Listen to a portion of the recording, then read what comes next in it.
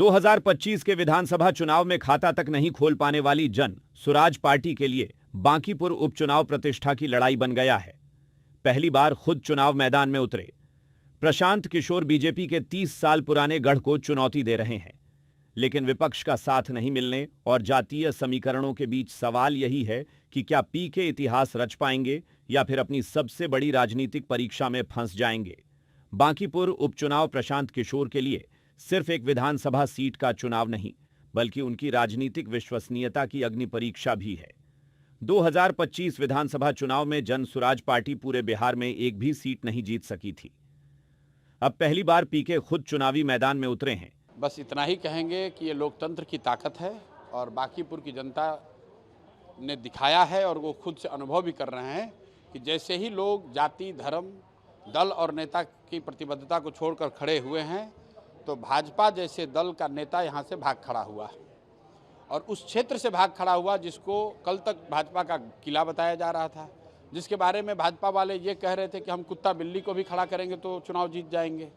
आज वहाँ उनके प्रत्याशी उनको नहीं मिल पा रहे, प्रत्याशी भाग रहे हैं। तो ये कोई प्रशांत किशोर की जनसुराज की ताकत नहीं है, क्योंकि हम लोग का तो कोई यहाँ संगठन नहीं है। मैं जीवन में पहली बार चुनाव लड़ रहा हूँ। हम लोग कोई विधायक, मंत्री, सांसद नहीं हैं, लेकिन बिहार यहाँ की जनता खड़ी हो गई है और नवंबर 2025 में जो बिहार के लोगों के साथ ठगी हुई है, जो बदलाव का नारा दिया गया और जीतने के बाद कोई काम नहीं और काम करना छोड़िए बल्कि लोगों की परेशानियां बढ़ी हैं। लोगों के राशन कार्ड से नाम काटे गए हैं, लोगों को जो स्टूडेंट क्रेडिट कार्ड में जो बच्चे पढ़ रहे थे उसका भुगतान नहीं हो पा रहा है। लोगों को इतनी ज़्यादा परेशानी है, सिलेंडर के दाम बढ़े हुए हैं, अभी बरसात शुरू हुई है, कहीं नाली गली की सफाई नहीं हुई है, तो लोग अब इस बार उसका हिसाब करना चाहते हैं। पिछले विधानसभा चुनाव के आंकड़े प्रशांत किशोर की राह आसान नहीं बताते। बांकीपुर सीट पर बीजेपी के नितिन नवीन ने 98,000 से ज्यादा वोट हासिल कर 51,000 से अधिक वोटों से जीत दर्ज की थी।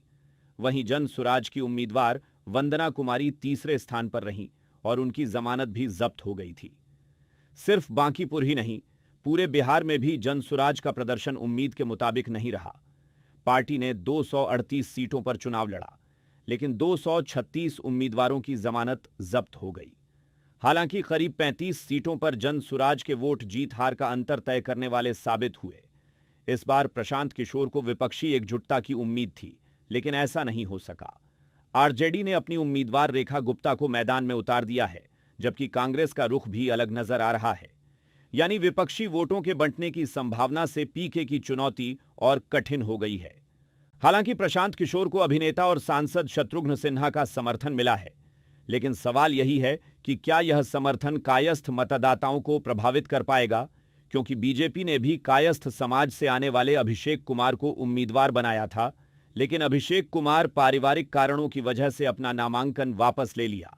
नाम वापस लेने के महज कुछ ही मिनटों बाद एक नए उम्मीदवार के नाम का ऐलान कर दिया। पार्टी ने बांकीपुर से नीरज कुमार सिन्हा को बीजेपी के उम्मीदवार बनाया। बीजेपी का दावा है कि सामाजिक समीकरण के साथ साथ विकास के मुद्दे पर भी जनता उसके साथ है। वहीं प्रशांत किशोर लगातार जल जमाव, ट्रैफिक और ड्रेनेज जैसी स्थानीय समस्याओं को चुनावी मुद्दा बना रहे हैं। एक तरफ 30 साल से बीजेपी का मजबूत किला, दूसरी तरफ पहली बार चुनाव लड़ रहे प्रशांत किशोर और बीच में बिखरा विपक्ष। ऐसे में बांकीपुर उपचुनाव अब सिर्फ जीत हार का मुकाबला नहीं, बल्कि बिहार की बदलती राजनीति की बड़ी परीक्षा बन चुका है।